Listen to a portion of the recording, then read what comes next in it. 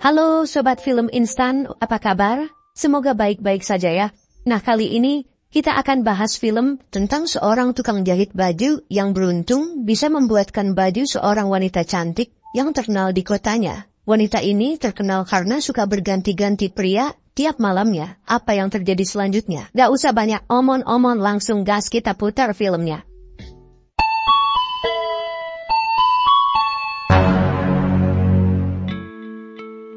Film ini dimulai dengan seorang pria muda yang bernama Chang. Zhang disuruh gurunya untuk mengukur ukuran badan seorang wanita yang bernama Miss Huo.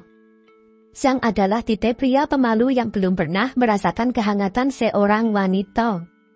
Ketika sedang menunggu, dia mendengar suara wanita yang sedang bercocok tanam.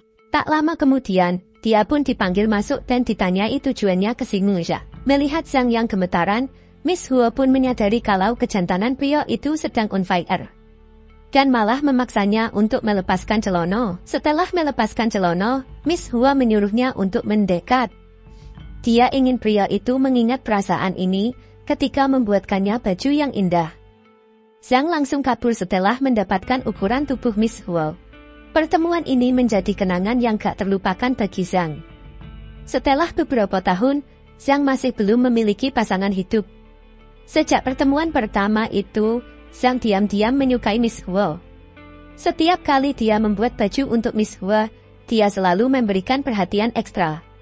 Namun, sepertinya Miss Huo sudah melupakannya.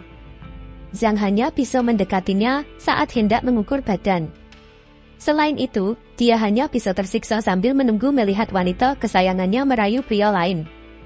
Zhang tidak berani menyatakan cintanya, karena dia hanyalah penjahit kecil yang belum memiliki kekayaan apapun.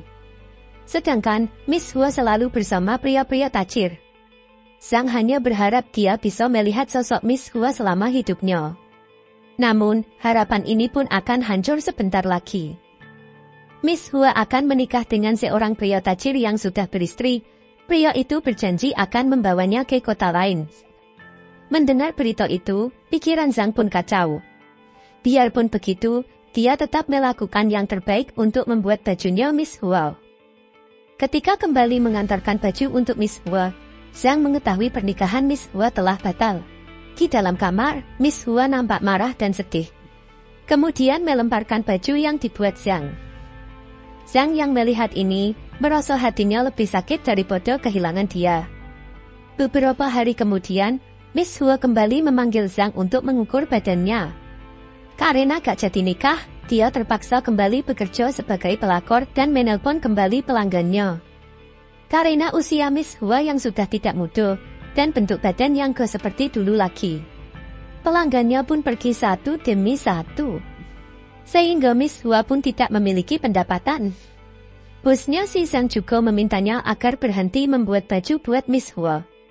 Karena dia sudah menunggak utang lebih dari 6 bulan. Setiap kali Miss Huo menelpon, Zhang akan meninggalkan kerjaannya dan bergegas ke tempat Miss Huo secepatnya.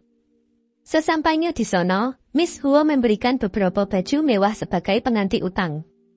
Kemudian, Miss Huo mengatakan bahwa dia akan pergi dari tempat ini dan memulai hidup baru di Eropa. Dia adalah wanita yang menjual daging kelas atas untuk bertahan hidup, kemana dia bisa pergi setelah tua dan memudar. Miss Huo bisa saja tinggal. Namun, dia tidak mau menyiakan cinta tulus Zhang. Karena merasa dirinya hanyalah cewek murahan dan kurang pantas. Setelah itu, mereka bersulang untuk terakhir kalinya dan untuk tidak mau menyiakan cinta tulus Zhang. Karena merasa dirinya hanyalah cewek murahan dan kurang pantas. Setelah itu, mereka bersulang untuk terakhir kalinya dan berpisah. Sewaktu Zhang kembali lagi ke situ, penghuni baru mengatakan bahwa Miss Huo sudah pindah. Beberapa tahun kemudian, di sebuah hotel dekat dermaga, nampak seorang wanita yang sedang terbatuk parah.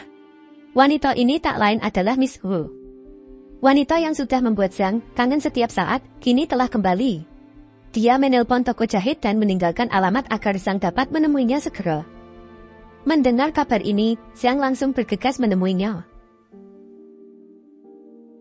Lama tak bertemu, budi Miss Huo nampak berubah dan wajahnya cantik dulu. Namun, di mata Zhang dia masih tetap mempesona.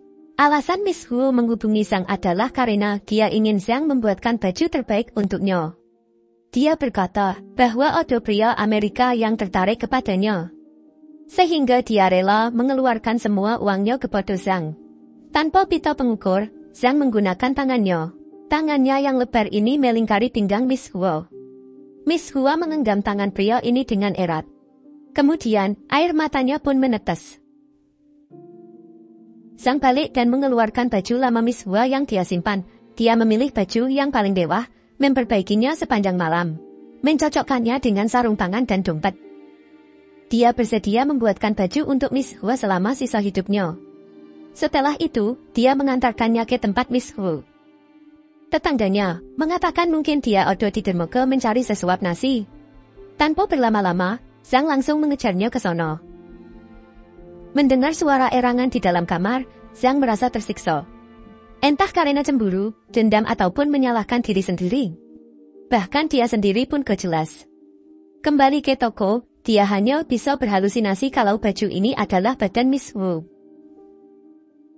Sampai kemudian, dia menerima telepon dari pemilik hotel yang mengatakan bahwa Miss Huo sakit dan biar Zhang yang membawanya ke rumah sakit. Setelah membawanya ke rumah sakit, dia baru tahu kalau Miss Huo tidak memiliki banyak waktu lagi. Dia juga gagal ke Amerika. Karena dirinya yang udah sekarat, dia pun meminta maaf kepada Zhang dan meminta dia untuk melupakannya. Di tubuhnya hanya sisa tangan bersih ini yang bisa digunakan untuk membalas kebaikan Zhang. Seperti pertama kali bertemu, dia menggunakan tangannya untuk meraba. Kembali ke toko, penjahit tua bertanya kemana Zhang pergi. Zhang berkata Miss Huo sudah pergi ke Amerika. Ya, film yang sangat membagongkan, asli Mimin pun pusing lihat film ini. Ya yang penting ada adegan adu mekaniknya lah ya. Film pergelian tapi dengan sentuhan misteri-misteri gitu lah ya. Kalau bahas film-film kayak gini lagi gimana ya kira-kira? Tinggalin di komen ya.